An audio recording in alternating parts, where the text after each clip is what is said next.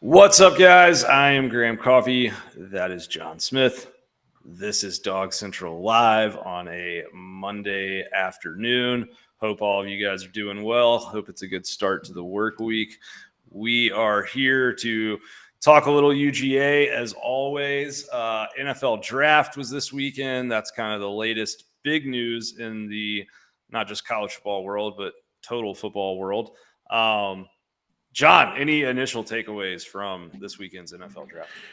Graham, I posted on Twitter that I'm no longer a Falcons fan. I have entered the transfer portal. I saw that. No, I don't. I was kind of joking. My mom read your Heinz Ward tweet out loud in our living room last night. I mean, so listen, the Falcons. Listen, this is not a Falcon show, so we won't go down the Falcons road. I don't hate the picks that the Falcons made, for the record. But the Falcons just, the evaluation is really interesting. So for me, I'll tell you at a high level, when it comes to the draft, I mean, you can grade value, but talk to me in 2 years and we'll tell you how good the draft picks were. I mean, these guys haven't played an NFL down, and there have been plenty of examples of guys who, everyone thought were going to be Vic Beasley. I'll keep on the Falcons thread, but there have been plenty of scenarios where everybody thought, somebody was going to be the next big thing, and then you have guys like Aaron Rodgers who were picked late in the draft and going to end up being a Hall of Fame quarterback. So I think overall, this draft class, it was interesting because I do think the draft class ended up being stronger across the board for Georgia than maybe folks gave it credit for. Georgia had 10 players drafted, which was the most, along with Alabama. That's 25 draft picks in the last two, which sets a modern day draft record for two drafts. And when you look at where guys were taken, 3 first-round draft picks is it's pretty good. So I think Georgia is in a really good position going forward. So like to see it. Yeah, for sure. I think that you're definitely right about that. Thought it was interesting just to see. I mean, obviously the whole Philadelphia Eagles thing was exciting, I think, for a lot of people, and for a guy like Jalen Carter, after the last 3 or 4 months for him, I think you definitely get some good support there. Yeah. And I think that's encouraging. But really, I think what I walked away from the draft was just the NFL sees a tremendous value in drafting Georgia players, and they see a value that they do not see in 99.9% of other college football programs. Like, there is a lot of emphasis being put on the Georgia guys, and I think perhaps we talk a lot about development. I mean, one of the first pieces of media that I ever did that got any attention was a phone call to a radio station in the upstate of South Carolina after the radio host spent like a week straight of doing Kirby Can't Develop takes in the 2021 spring. Like, that was a narrative at one point in time. This time 2 years ago, there was a conversation being had about why isn't Kirby Smart turning all this talent into NFL draft picks, into SEC championships, into national championships, into individual accolades and awards and All-American teams. And all of that has happened a lot over the last 2 years. So it's interesting. And I think just as a Georgia fan observer, you are in this period right now where you've won back-to-back national titles, and it can be hard to remember that, like, it wasn't always this way, that, you haven't been sitting on top the entire time, or that there was questions, and that, Kirby Smart as a hire was not really well received by the media when it happened. And so you look at what's happened, and I think, like, for Georgia, the value that you're getting as a high school player is really unmatched in college football right now. Like their hit rate on turning 5 stars into draft selections is higher than the national average of 57%. It's 80%. Yeah. If Georgia is, if you're a 3-star and Georgia is chasing after you hard and you have a committable offer from them, then you're probably not a 3-star. You know, like the industry has probably screwed something up. And so in a way that I think very few programs, if any, have ever been in the modern recruiting era, Georgia's kind of like an evaluation bellwether. And I think that is the big takeaway for me. It's not just that, you know, Georgia's recruiting 5 stars and those guys are getting drafted, because in and of itself, that's really not that big of a surprise. It is, I think, very fascinating just when you go back and look at all of the recruits that Georgia could have been in on at a certain time in a certain class and where they focus their attention, and just how right they almost always are in terms of who they want to bring in is kind of fascinating, honestly. Like there's nobody doing a better evaluation job on defense in college football. And I would say, you know, if not for some maybe kind of, you know, questionable quarterback evals earlier in the Kirby Smart era, I think you would say that across the board. That would be the only one position that you might, you know, say, I don't know, there's things you could go back and second guess in terms of who they targeted from a recruiting standpoint, but they also just got a guy who nobody wanted to give a scholarship to and turned him into a 4th round NFL draft pick. So it's pretty fascinating what they're doing. It's pretty like incredible. And we haven't really seen anything quite like it before. Yeah, exactly. Yeah, I think you're spot on, and I think what's been interesting about Georgia with the way they've recruited and turned these draft picks is one of the things, you know, is Kirby Smart has convinced guys to stay, right? I mean, the 2021 class, 2020 class, I guess, had a bunch of guys who could have gone out for the draft that ended up staying. And then you had, you know, last year you had a few guys who could have gone to the draft and ended up staying. And this year you've had a few guys who could have gone to the draft and ended up staying. And what's interesting with Georgia is, you know, with this development, I was reading, I think it was Jake Rowe who tweeted that Georgia, that the only scholarship player that will be out of eligibility at the end of 2023 will be Tramel Walther. And so you got like, it's crazy. So not only have you developed all these guys who have now been drafted and you set NFL draft records, but now you're in a place where you've got a team with a lot of eligibility left. So a lot of guys will go to the draft after this season, but you're going to have a lot of those guys that, you know, I think Kirby will convince to come back for another year and get developed more, improve their draft stock. Right. And that's the one thing that I think has been interesting is that Kirby Smart has not only built a program where he develops and where he, you know, puts a big emphasis on team and connection and all those things, but he's convincing a lot of these guys to actually stick around, the ones that, you know, are good players that maybe need, you know, another year under their belt before they're ready to really maximize on their draft stock. So I think that's what you're also seeing. I think that's why you see, you know, 8 players taken in the first round the last 2 years. And you see some of these guys, you know, really not only getting drafted, but getting drafted in places where it can really pay off for them in the long term. Even Stetson Bennett is a great example where that guy was a 4th round draft pick. Like, I mean, you know, there were people who said that Stetson Bennett would not even get drafted, and not only did he get drafted, but he got drafted in the 4th round, which comes with a $4.5 million contract, which is right.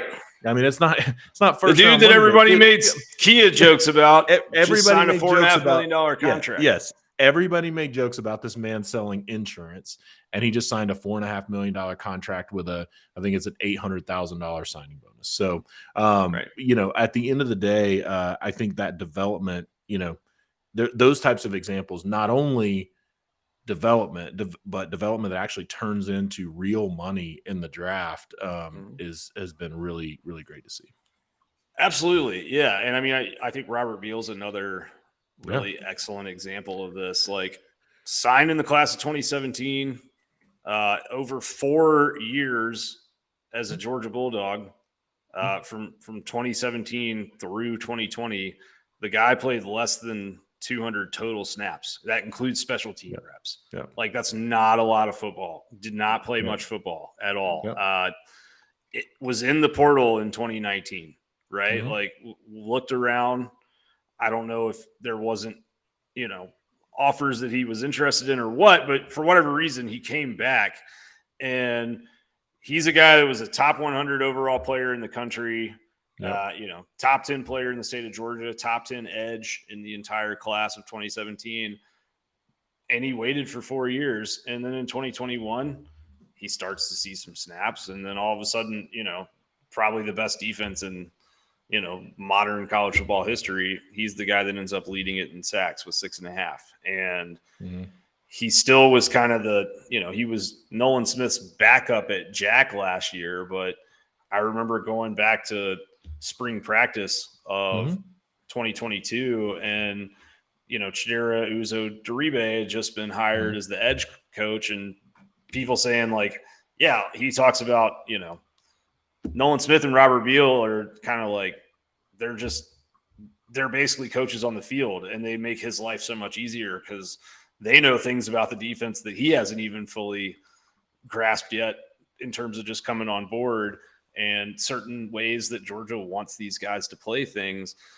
So, I mean, he brought a tremendous value to Georgia by sticking around and by, drilling the same defense for 6 years. But in the end of all that, you're talking about a guy who basically didn't play any football for his first 4 years of college, and he ends up getting drafted. Like, that's kind of incredible. Not only that, but he's playing with – so his competition is Cleveland Farrell and Austin Bryant, who each signed a 1-year deal with the 49ers. He signed a 4-year, $4 million contract. And what I loved about Beal, about his story, I think a lot of people missed it, is that John Lynch, who's the general manager of the 49ers, said that Kirby Smart, so what he said, they, all these GMs get up and talk about their draft picks. He got up and talked about Robert Beal, and he said Beal's a really, really gifted athlete. And he said, you rely a lot on relationships in this thing, and Kirby Smart's been good to us. He said he's got a lot of players. Kirby said, Kirby told us someone's going to get a really gifted and talented player if they just let Robert Beal go hunt quarterbacks and set edges. And when he said that, that's exactly what we do here in San Francisco. And so that's what John Lynch said about Robert Beal, right? And so you hear that, right? It's like Kirby Smart, that's what happened. Robert Beal comes in, he, doesn't see the field a lot, and then he gets later in his career, and Kirby Smart says, oh, well, we're just going to let this guy go hunt a quarterback and set edges. Like, we're not going to ask him to do anything complex. We're just going to let the guy just go play ball and be an athlete. And now again, that's paid off. And Robert Beal, 9.5 sacks over the last 2 seasons at Georgia. And so, I think he's in a really good spot, not only with the contract that he landed, the organization he landed with, but also the approach, right? With John Lynch just saying, yeah, we're just going to let him set the edge and hunt the quarterback. And we know he knows how to do that. Yeah, and that's what I love about development, right? When you see that kind of thing with Georgia, is that these players, some of them come in and it takes a little while to figure out, well, what kind of player are they actually going to be? They're competing with some very gifted guys, and the biggest piece of Kirby's development, I think, as a head coach over the last, probably 4 years specifically, has been he's gotten so good at understanding his personnel and being able to rotate guys in and just let guys do what they do best, right? And not be in a situation where you're trying to force a player to do things that they're just not necessarily gifted at. And part of that is recruiting. Like, he has enough depth at Georgia where he can rotate that front seven and just let guys do what they do best. And but I also think, for me, I think the Georgia coaches always have the next level in mind. They understand what that means for the program. They understand what that means for recruiting. They understand what that means for these players. And so I think that's a big part of the maturation of Kirby Smart as a head coach, is he's just been able to, take a step back and be like, all right, yeah, I'm not gonna force these guys to play, in positions that maybe they're not ready to play in. I'm not going to force these guys to do those types of things. And so I think that's been really a really great development for him as a head coach. Yeah, absolutely. And I think, Robert Beal not talked a lot about in the lead up to this NFL draft, and maybe even not really talked about that much. Thank you, Craig. It's Bobby Beal. Craig wants Bobby everyone Beal, to know. Bobby Beefy Yeah. Beal. In the lead up, I mean, like even during the season last year, I think just a steady guy that maybe was underappreciated. But you go back and look, like after him and Nolan Smith performed at the combine, I was curious, like how many edge guys, true edge players, have run a sub 4.55 in the last since 2015 at the NFL Combine. There's only been 20 edge guys to go sub 4.55, and two of them are Robert Beal and Nolan Smith. So, like to your point, you're talking about a really good athlete. He is that. There's no question there. And Nolan Smith had the highest run defense grade in a season by any edge player who has ever gone under 4.55. Yeah. I mean, Robert Beal running 4.55 at 6'4", 250. I mean, 4.48 went 4.48. Yeah, it's wild, crazy. Just wild. Yeah.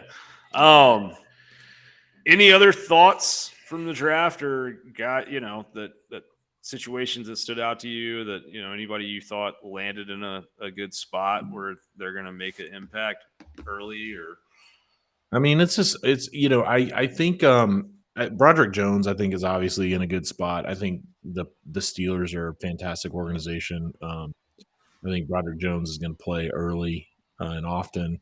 I am interested to see, Nolan Smith in a first round draft pick. I think I think it's well deserved. I'm interested to see what he does in that Eagles defense and what impact he can make early on. But yeah, I think from the overall NFL draft, I mean, you may have some takeaways and some thoughts. For me, I'm just always hesitant, and I think it's because I'm a Falcons fan. I'm just always hesitant to be like, oh, this guy is going to be good, or this is a good value, But I will say, I think the Panthers made a great pick with Bryce Young. I think the Texans made a great pick with C.J. Stroud. I think there was all that speculation around test scores and all those things, and I think at the end of the day, it was nice to see between C.J. Stroud, between the Eagles taking Jalen Carter with the 9th pick. I think a lot of these kind of narratives coming into the draft, it was nice to see some organizations with conviction.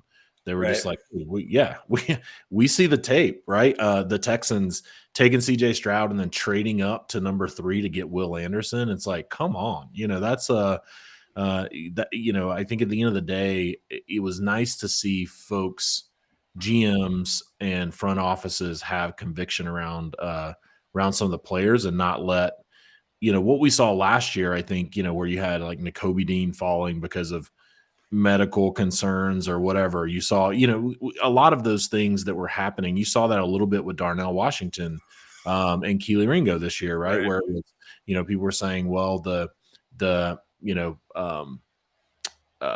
Washington is foot situation or whatever. It was nice to see a few organizations that are like, yeah, bump those narratives, man. Like, we're going to have conviction and we're going to go out and get guys and that we think can help our organization.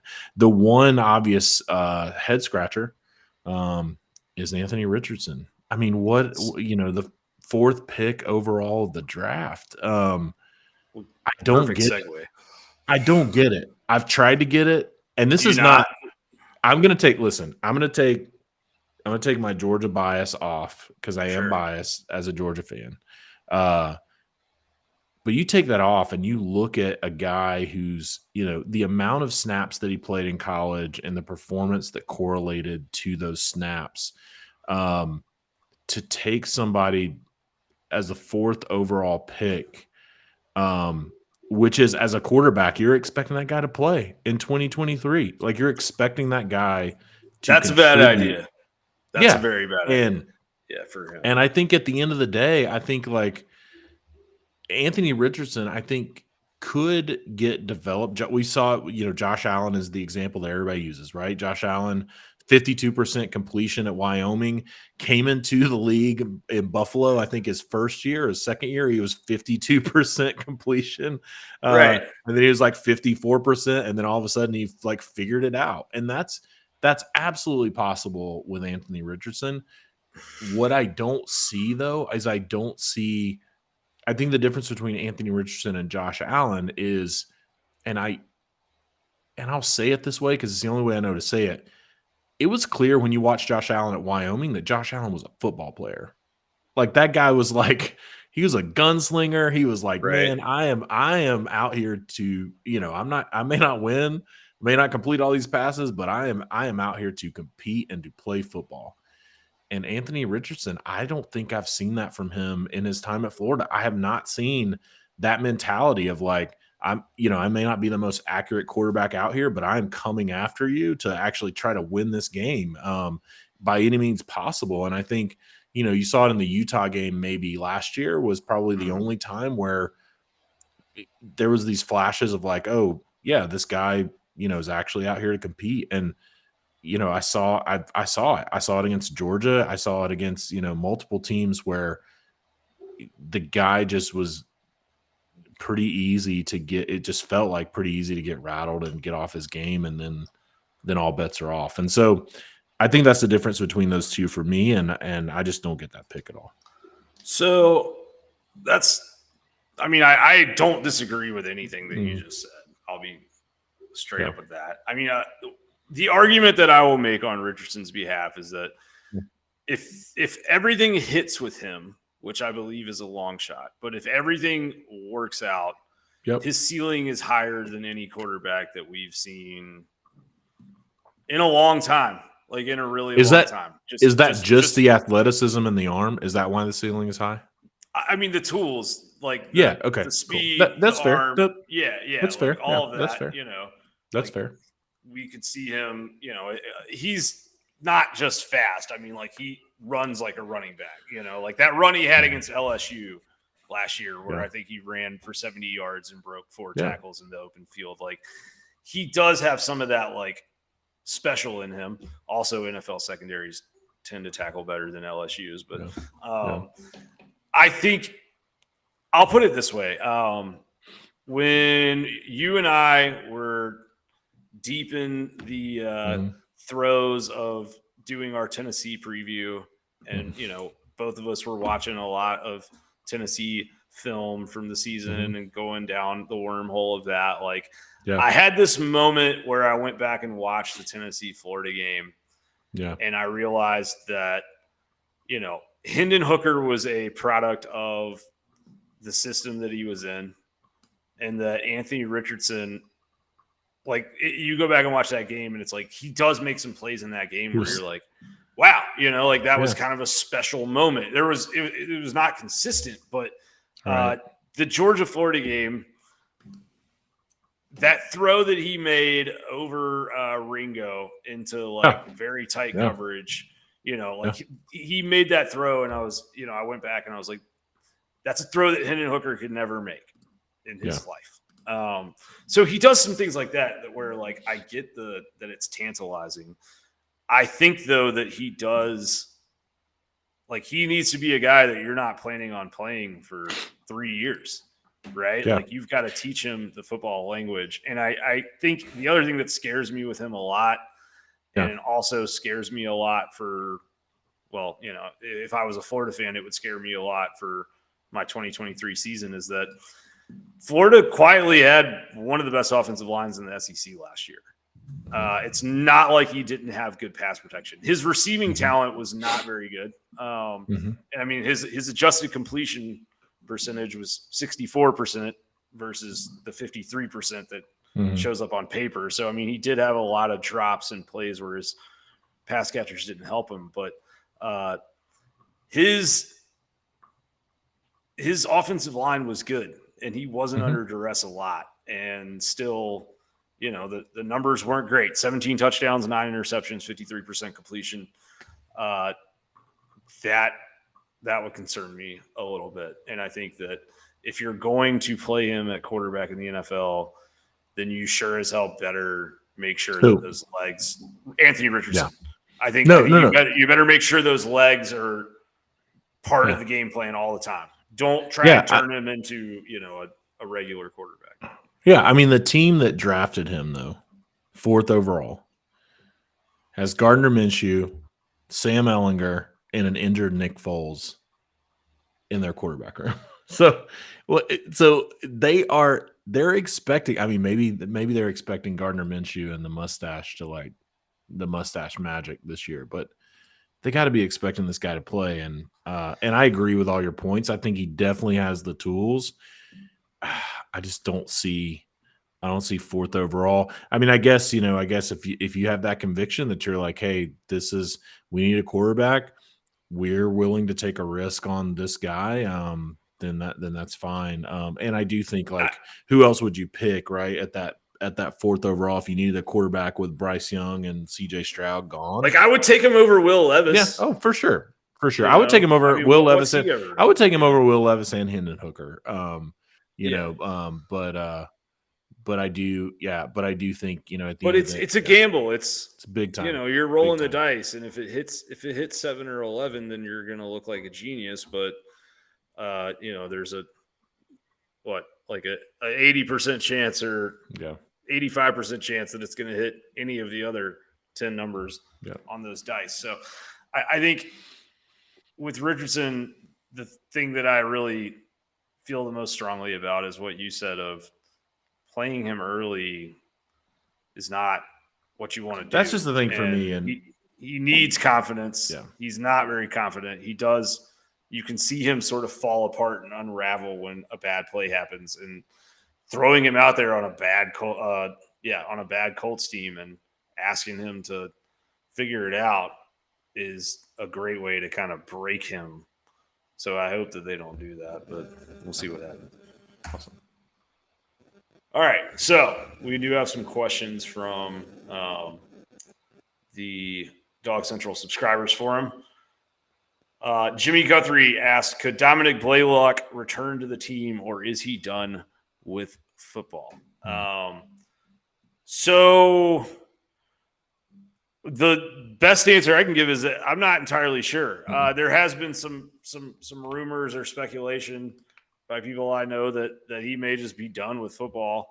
There has also been some thought of, hey, maybe he'll come back, he's around or whatever.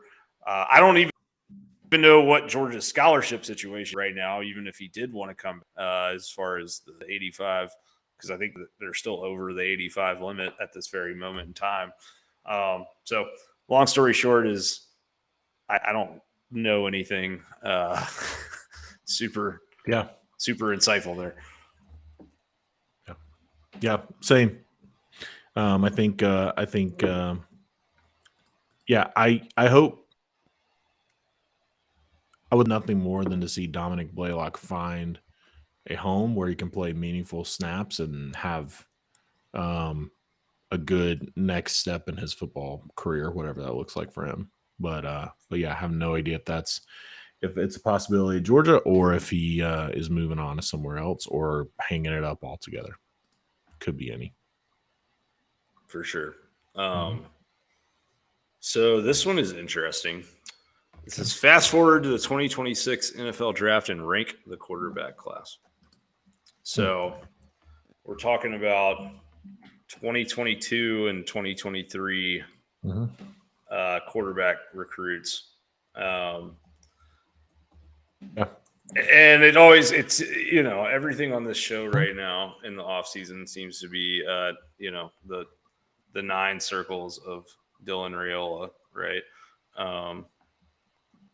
But yeah, I don't. Do you have any strong takes on that at this moment? Is this recruiting, or is this? I'm sorry, I missed the question. If it was recruiting or if it was draft. said fast forward to the 2026 NFL draft and rank. Oh, the 2026 NFL draft. All right, so you'd be talking about guys that were freshmen in college this past season. So your Wegmans or your Cade Klubniks or those guys, or you'd be talking about 2023 quarterback recruits. Yeah, so it's going to be that's a tough one. I think I need to pull up a list. I need to pull up a list here. All right, so let's see. I think Nico. That's a good one. I think Nico Iamaleava from Tennessee will be one of the top QBs in that class. I think Malachi Nelson will be one of the top QBs in that draft. I think Dylan. Well, would Dylan Raiola be 2026? He wouldn't be eligible. He wouldn't be eligible yet. So it's basically going to be 2022 and 2023. Let's just keep it to that. 2022, 2023. I think if you're looking from my perspective, I think it's going to have to be that 2022 class is just not super strong from a quarterback standpoint. No, if I'm ranking them, I'll just do my top three. I would say Nico,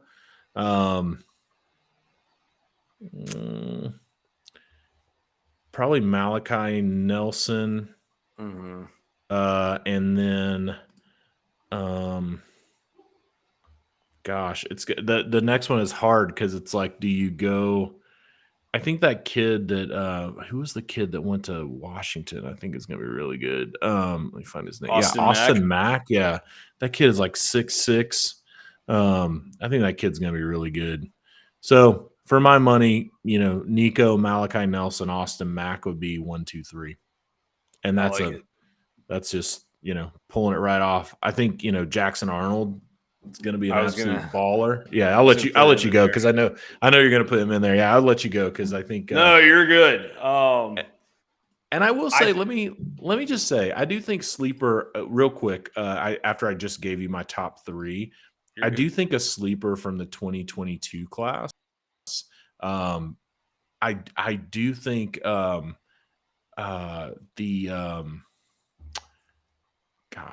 the kid? I brought it up and then now I can't find them. I'm sorry. I'll have to find them again. Anyway, I'll let you talk now. You come back to it if you want. All right. So I'm going to go right now based off of just like what I've actually seen these dudes do with my own eyes, whether that's in spring game or what. So right now, my number one guy, Malik Murphy, Texas backup quarterback. I would give. I really like his game a lot. I think he's a good player, and I think him and Arch Manning is gonna be one of the most dramatic stories in college football this time next year because I think he's gonna be too good not to play, and that's going to create some interesting decisions for everybody involved. And then after him, I feel like Nico is Anthony Richardson on steroids, dude. I think that like from that toolsy kind of guy, I mean, he's freaking 6'7", big dude. I think he is going to be a guy that, whether he's really good or not, I think that scouts are going to salivate over him and the potential. And the NFL draft is an event based on potential, as we know. So I'm going to put him number 2. And then the third spot, I really do like Jackson Arnold based off of his high school tape. I would be torn between, I would put, as far as 3, 4, 5, it would be some mixture of Arnold, Malachi Nelson, who you already mentioned, and then the 2022 kid that I like. I'm sorry, let me. Alar, the Penn State kid. I think he's got a big arm. Kid's got a huge arm. It's good one. Did you figure out who you were thinking about? Yeah, I was thinking about Drew Alar too. Yeah, you mentioned it. Yeah. I couldn't remember the for some reason. Anyway, I'll stop talking so I don't sound stupid for our listeners. You're good. I couldn't remember the school he went to. No worries. No. So this is a very open-ended question from Hunter. It says, what are 3 hot takes that you have for the upcoming season? To make this more fun, it's up to you. You can give 3 Georgia hot takes if you want, but I will say you have to give at least 1 UGA related hot take, and then your other 2 can be Georgia related if you want, or they can be about any other college football program. Okay. So if you want to go first, we can trade hot take for hot take here. Yeah, so I'll give you 1 hot take. I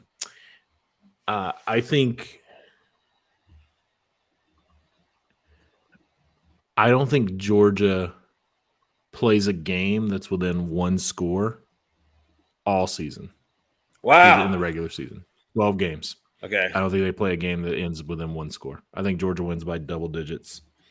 Wins by 2 scores. So it could be, 9. But I think Georgia wins by 2 scores every game this year.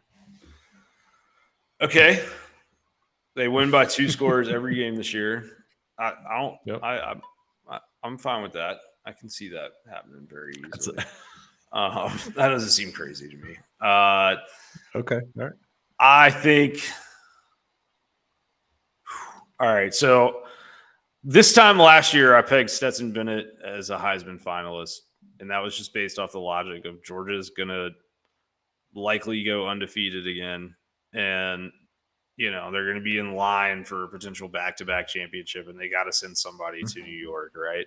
So the question that I'm asking myself now is, who is Georgia's Heisman finalist going to be this year, right? I think that Carson Beck could have a very good year. I think that Carson Beck could, if everything goes well, talking about a guy with a lot of tools, that seems to be a theme of the show right now. Like, he is a guy that has a lot of tools, and if he puts all those tools together and puts together a nice 13 to 15 game season of tape, he could very well be a high selection, a first or second round selection in next year's NFL draft. But I'm going to say that Brock Bowers is a Heisman finalist next year, almost as just a career achievement type award, because, dude, it's hard to do as a tight end. It is, but people love Brock Bowers. He's a guy. He's the highest profile player on the team right now, and he's a guy that college football media has been in love with since his freshman season. So the Heisman used to be kind of like a career achievement award, like when Ron Dane won the Heisman and stuff, and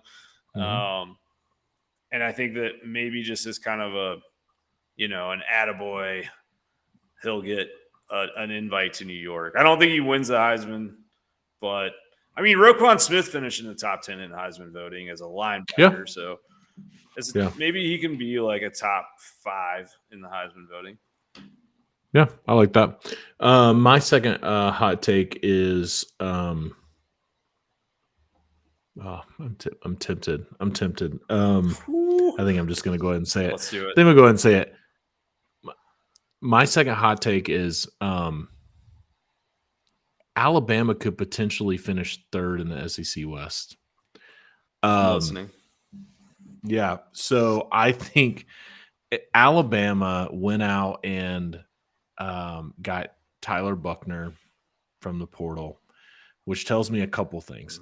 And Tyler Buckner was in the portal for about 5 minutes before he committed to Alabama, which tells me a couple things. It tells me Tommy Rees has looked at that quarterback room and has said the answer is not here.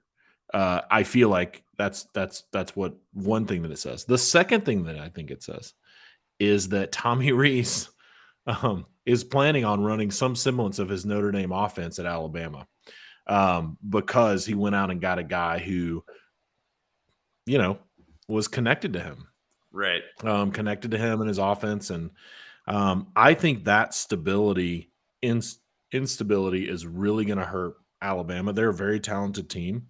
But I think you look at that and you look at, what's happening at LSU. I think LSU, I don't know if they've landed him or there's just rumors that they're going to get him, but I think LSU is going to get Keon Coleman at wide receiver from Michigan State. I think LSU has a lot of folks returning. So LSU kind of in the driver's seat there. And I think Alabama, when you look at the way that Texas A&M has played them the last couple of years, you look at, I think you're going to have an Ole Miss team that's going to be likely somewhat improved. I think you're going to have, some teams, Tennessee, that, if Joe Milton can play quarterback, we'll see what happens. But I think there's enough potential losses on this Alabama team that it could be their first 3-loss season under Saban since his first season, I guess. Maybe there was two. There was two. He had two 3-loss seasons, his first year, and then I think his third or fourth year. Okay. I could see it. Now, do those 3 losses come in the regular season, or is it 2 losses in the regular season, then they lose a bowl game or whatever? But man, I'm not buying Alabama right now. And I think Kevin Steele and Tommy Rees are two big reasons why. I think Kevin Steele is probably more stable than Tommy Rees in terms of what's happening in that quarterback room and what seems to be happening at the skill position when you watch those wide receivers in the spring game. Man, I just think if that defense isn't solid, I think Alabama is going to have some situations where they're going to have trouble outscoring a couple teams. So that's my I didn't want to go there because people were going to accuse me of being a Bama hater, but I am really objectively looking down the barrel of that team's depth and looking at the coaches that are in those seats right now. It's going to be tough, man. It's going to be tough for them. So that's my second hot take. That's a very good hot take. I mean, just from an analysis football standpoint, like everything you're saying, I agree with, and it makes sense. Yeah. It does. There is still always that element of like, am I going to be the fool to count out Nick Saban? Right? Like, am I going to be that asshole that says like, oh, the dynasty's dead or whatever, and then they go and win a national championship? I would be stunned if they won a national championship this year. And not to say I haven't been stunned before. Stranger things have happened in life. I mean, shit, the government's acknowledged the existence of flying aircraft that they can't identify. So, I mean, we're in weird times here. But, hey. Yeah. Anyway. No, I mean, listen, here's the hot. So, double down on this. I will double down on this. All good things come to an end. Right. And I mean, Bama has played for the College Football National Championship 6 out of the last 8 seasons. I tweeted it earlier today. So you can't count them out. But when you look at what's happening in the SEC, you look at the parity that's been created, and then you look at these situations where it's like you're not in a place where what Texas was doing to Alabama last year when Alabama won 20-19 was nothing special. What Texas A&M was doing to Alabama when they took a goal line stand at the end of the game in Tuscaloosa, or maybe that was in Tuscaloosa last year. In Tuscaloosa, yeah, to hold on for that win. What happened with LSU, like where you're in these environments. Alabama had these games last year that there was no reason. I mean, that team last year, you had Bryce Young as your quarterback. You had good receivers. Some of those right. Receivers are the same receivers that are back this year. You had a very experienced tight end. You had an offensive line that did have its challenges, but these weren't scrubs that they were pulling off the street to play offensive line. I mean, you had, all of that, and then you were still trying to squeak out these wins. And for all, the good things that the Alabama defense did last year, you still had to have a goal line stand to beat Texas A&M. You still had to figure out some way to hold Texas, to 19 points to win that game. And you only won it 20-19. So I think, I'm not saying the dynasty is dead. I would not say that with Nick Saban. Sure. But no one will convince me that Tommy Rees and Kevin Steele were the two best coordinators that he could hire, while also convincing me that this is Nick Saban's revenge tour. You can't that's fair. You're going on your revenge tour with Tommy Rees and Kevin Steele. And so when I look at that, I'm like, I don't know, man. I don't know. There was a time where Tommy Rees and Kevin Steele. Yeah, you're going on a revenge tour with Tommy Rees and Kevin Steele. That's an all-time quote by you. Yeah, I mean, if Nick Saban had gone and plundered, if he had gone and plundered Glenn Schumann and whatever. If Dan Mullen came back to be his OC, dude, if Dan Mullen was his offensive coordinator, I'd be like, all right, Nick Saban is serious. This guy, he's going out and getting the best available for that particular position because he wants to win. But when you go and get Tommy Rees and Kevin Steele, I'm like, I don't know, man. I don't know. So again, I'll never say that the dynasty is over because they'll clip that for Twitter and I'll never hear the end of it. But what I will say is, from a hot take perspective, man, you can't convince me that that's who you're going to war with and expect me to also say you better look out for Alabama. You just can't do it. So life isn't fair, right? So, because my hot take was going to be Bama related. You sort of stole my thunder there. Sorry, you did. No. Don't be sorry. You that was so eloquently and well thought out. It was very well put. You did it. You did it more than enough justice. But I'll piggyback off of it, and I will say that this is just bold and being a hot take. Yeah. This is a hot take segment. So if you clip this and put it on Twitter, then screw you. Not you, but you, the viewer watching this. No, I'm going to be the one that puts it on Twitter. No, I'm kidding. I think Nick Saban is going to be on the hot seat. This time next year. I think there's going to be this kind of faction within the fan base that's like, this whole thing is starting to fall apart off the rails a little bit. And then there's going to be this faction that's like, he's earned the right to go whenever he wants to, which I would probably agree with that faction. And I think that we might get a coach in waiting type situation at Alabama, or a name of, hey, I'm going to retire, after this coming season or in 2 years or whatever. It'll be interesting to see. I think that their team just I don't think their defense is going to be bad. I don't think it's going to be elite. I don't think it's going to be like a Georgia defense. But dude, if that offensive line can't run block, they're going to be in a world of trouble, because that's, I think Justice Haynes is a dude. I think he's a good running back. I think they can ride him and win some games. But the question is just is that offensive line really capable of controlling a football game? Because you look at Alabama's roster and you look at the guys they just had drafted. I think they had 7 draft picks in the first 3 rounds, if I'm not mistaken. And all those guys are, defenders or skill players, right? There's not defensive linemen being drafted. There's not offensive linemen being drafted, except for the kid that transferred from Vanderbilt before last season. And I think that is where Kirby Smart has not just passed Alabama, but lapped Alabama. Is there's 10 dudes in the offensive line room that they're comfortable playing in a football game. And there's friggin' 14 in the defensive line room that they're comfortable playing in a football game, and they will play in a football game. And Alabama doesn't have that anymore. And that dominance on the line of scrimmage is what sucks doubt out of football games and removes the fluky, chancy stuff. Listen, not to interrupt you, but you had last you're good. season, just to get on this point with Nick Saban on the hot seat.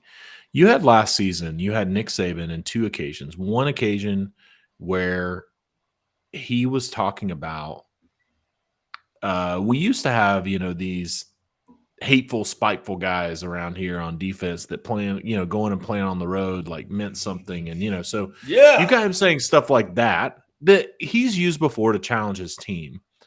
And then you've also had him recently in the last couple of years challenging his fans, saying, around here now, winning isn't good enough anymore. Like, it used to be, you just wanted to win the game, and winning the game was good enough. And not, his language, whether it is, challenging the fans or challenging his own team, has changed significantly in the last couple of years, right? Mm-hmm. And I think what you're seeing is like when you have to go and get a starting tackle from Vanderbilt and you're Alabama, and no offense to like Steen, and he's a good player and all that stuff, but like when those are the things that you're doing, you're going to get offensive lineman from Vanderbilt because you need depth, and the guy ends up starting. You're going and plundering from Notre Dame and guys like Kevin Steele to come in and be your coordinators. I mean,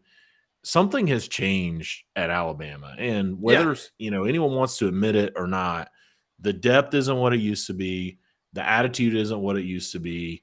I do think it starts with the coaches. You have players, coming out and saying, coming out and critiquing the program on Twitter. Last year you had Alabama players saying, this isn't the Bama standard, and like you had these things being said, and I just don't think that that's a situation and scenario that you can just make up. With when you add to it the quarterback situation, you add to it, some of the skill players situation. I just think it's a very different Alabama team. I don't think that's the thing where you can just make up what you had previously. So, because there was a time when it was like, hey, all right, well, let's just turn the clock. You give us an off season, and we're coming back, and we're raring back. And you look at that, you looked at that room, and you were like, oh shoot, you looked and you were like, yeah, Alabama, didn't win the national championship in 2019, but they got Mac Jones, they got Devontae Smith, they got Mechie. It's like you had these guys coming back that you were like, all right, they're going to be legit. Now it's like, who are you supposed to be scared of? You're supposed to be scared of Tyler Buckner, Jalen Monroe, Ty Thompson, Jermaine Burton, Isaiah Bond. Like, who are like, who are the guys that you're like, oh, that dude, those are some dudes. I just don't see it, man. I see a good team for sure. I mean, Alabama's always going to be one of the top talent teams when you look, in terms of talent composite, top 10 and all those things. And but man, I just don't see it. I don't see the attitude. So that's it for me. Fair enough. All right. My third hot take. Yeah, my final hot take is I think USC misses the college football playoff. I don't know if this is much of a hot take because it's Lincoln Riley and it's only his second year. But I think USC misses the college football playoff again, and I think USC, even with Caleb Williams, I think USC takes a step back this year. Okay. Yeah. That's interesting. I think the Pac-12 is going to be good, so I don't dislike that. And they caught a break last year by dodging Oregon in the regular season. So, cool. Yeah, I like it. I am going to say my third hot take is that Georgia faces either Texas or USC in the first round of the college football playoff, and that because Kirby Smart dislikes the guys in charge of those two programs, that they freaking leave a giant was. Like they were that team. I mean, I don't put up 65 in a playoff game. It'll feel like that level of dominance. It's gonna just be friggin' ass working. If Georgia plays Texas in the college football playoff, I fear for some young lads from that 2018 Sugar Bowl situation where Correct. Georgia had guys who were tweeting on social media and making fun, basically making fun of Oklahoma because they felt like they should be in the playoff and then went out there and got beat by Texas. Man, I think that will be a bloodletting if that ends up being the case. Totally. Yeah. I'm with you. Yeah. All right. Couple other questions before we wrap up here. Got one. So any kick / 2023. Any surprises back there? I don't know if there'll be any surprises. I think Muse, Dominic Lovett's going to get some. Yeah, Muse would be the surprise. But how do you see him? He's got to be back there after. Surely this won't be. Yeah, surely this won't be a Jonathan Rump situation, will it? How do you? How do you see him making plays like that? And Kirby talking about how he's embarrassed people on the scout team and all those things, and not put him back there to return. I will say the one caveat, I will say punt return. I think Ladd McConkey has that thing locked down. I think Ladd, like he has enough game experience doing it, that I think you're going to see him, and then I think you're going to see guys like. I think Dylan Bell was returning some kick returns last year, but Muse, Muse is obviously the hot trendy pick. I would say Dominic Lovett would be a guy that I would see out there, probably punt return a little bit too. Yeah, I think he did at Missouri. Yeah, for sure. I think McConkey with like just his knees and stuff. Like I think maybe he gets a year off from punt returning. Like he was back there a lot last year. But Kyrus is gone too, and he was a big part of the return game over the last few years. So it is a fair question of who you might see back there. I wouldn't be shocked to see one of these young defensive backs either, like maybe an Everett or somebody like that. I'm trying to think. I wish. It's never going to happen. But I wish. Malachi Starks ran kicks back when he was in high school. That would be sweet. And that would be. Man, I would love that. Guy was a two-way player in high school. Just an incredible athlete with the ball in his hands. Right. Would have definitely loved to see that if that would be a possibility. Have a little Charles Woodson type vibe where he could do it, if man. he pull down like 9 interceptions. Have like a few special teams touchdowns on the year, maybe get some conversation for some big awards. The other ones I'll throw in Yazid Haynes or Anthony Evans. Both those dudes can absolutely fly. 2 true freshman wide receivers. You're talking like maybe 4.2 on a really good day. High 4.2s for one of those guys. Definitely 4.3 type guys. Wouldn't be surprised at all to see one or both of them take some kick and punt returns this year. And last question from June Recruiting Fearmonger, the best name on the Dog Central forum. Curious how you view Georgia's defensive line post G-Day / Bear Alexander transfer. He says Kristen Miller and Jordan Hall looked really good, but both are so inexperienced. Yeah, I don't know. I don't know that Bear is that experienced, right? Right. I think people look at it and you say, I'll say this. I think Bear Alexander is a super talented guy.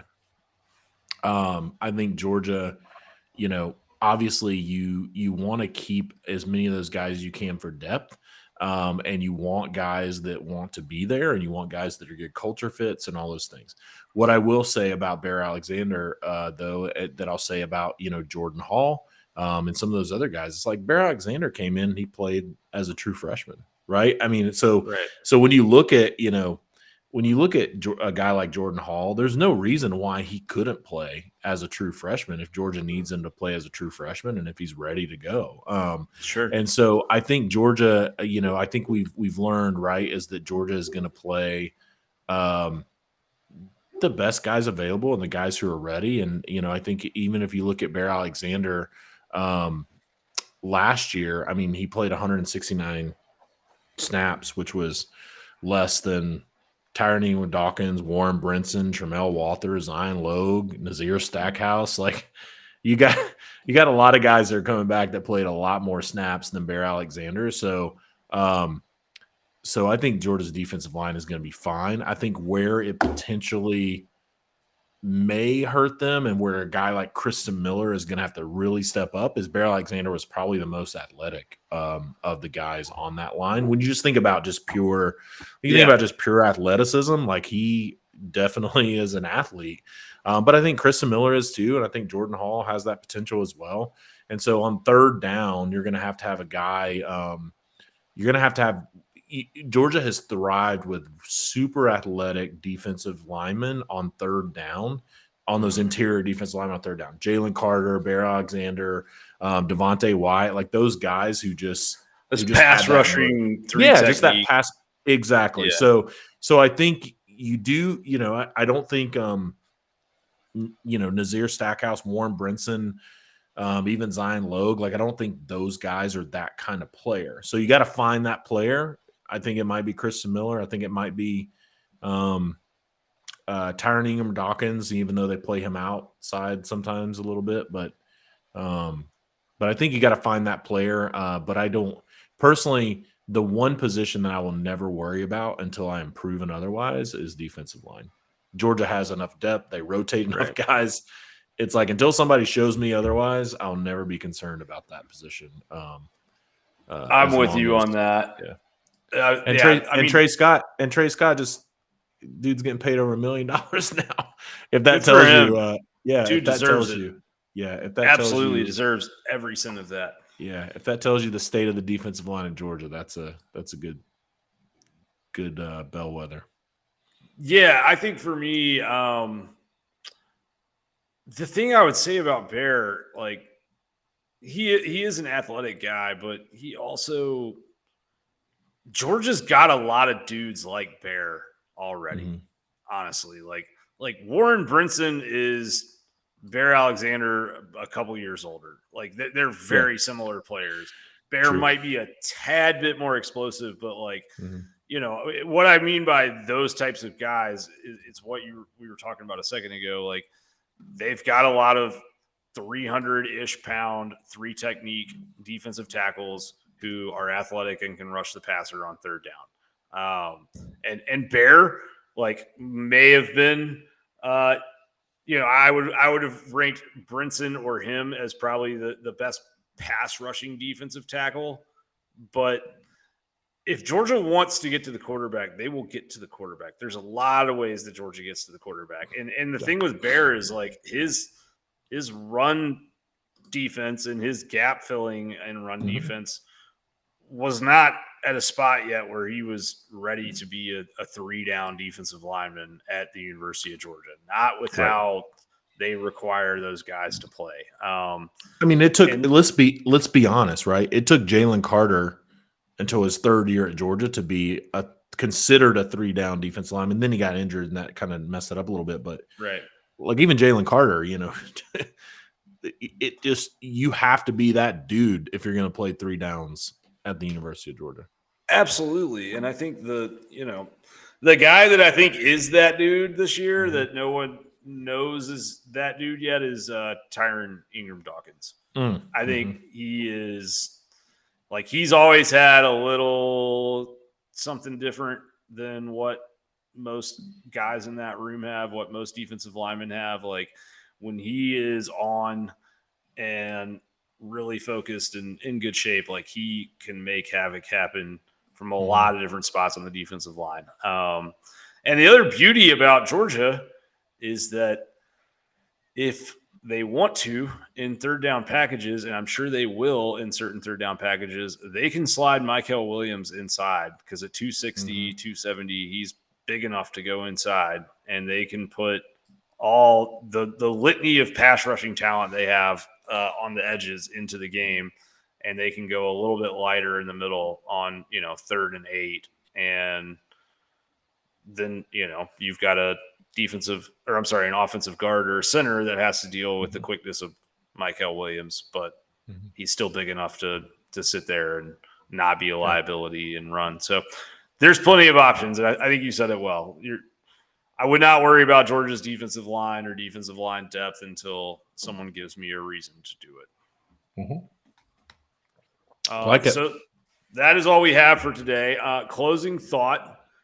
This will be kind of like our the moment of zen for the Dawgs Central show. There's a tweet that got posted not long before we went on the air by On3 Sports by their main account, and it says at JD Pickle, who I guess is one of their video guys. He's a host of their college football show. JD Pickle is the On3 version of Josh Pate. That's all you need to know. Gotcha. Okay. He is he's on 3 Pate State. So he has this quote to say on the Alabama quarterback dilemma. It says, "What I was told about this situation as a whole with bringing in Tyler Buchner was that Alabama is looking for their Stetson Bennett." And I read this before I walked over to come onto the air with you, and oh man, there are 17 layers to that tweet right there, and all of them are either deeply satisfying or just 100% hilarious if you're a Georgia fan or a Georgia person. Like, dude, someone that, was old, what and 2-star and a bum. Now they're trying to find one of those. Is that what I heard happening here? What I heard, Graham, is that Tommy Rees looked at the recruiting board and the depth chart board on his way out of Notre Dame, and is just trying to bring that to Alabama. I heard that Alabama is now trying to copy Georgia. First, they did it with the stadium lights with the LED. Now they're trying to copy Georgia with the approach to the QB room. So just a lot of layers. But I mean, you tweeted it. I think there are a lot of Alabama fans that are deleting a lot of tweets in hopes that Tyler Buchner becomes any semblance of what Stetson Bennett was. A lot of tweets are getting deleted after this development. Yeah, absolutely. And, I remember a time when Georgia hired Scott Cochran and a guy, Eric Evans, who is a really good writer for Alabama's SB Nation site. But he made this big headline about Big Lots Bama, making a coaching move in reference to Georgia. And we've come full circle to where, Georgia's gone from being Big Lots Bama, and now Alabama is Dollar General Georgia. So it's quite a thing to witness. The circle of life comes for us all. Absolutely, 100%. And here we are just, basically witnessing empires fall and rise in real time. Just totally riveting, and very glad to be here on the ride with you and all of our wonderful Dawgs Central subscribers for this time in history. What a great time. What a time to be alive. What a time to be alive. On that, we will see you guys later on this week. See ya.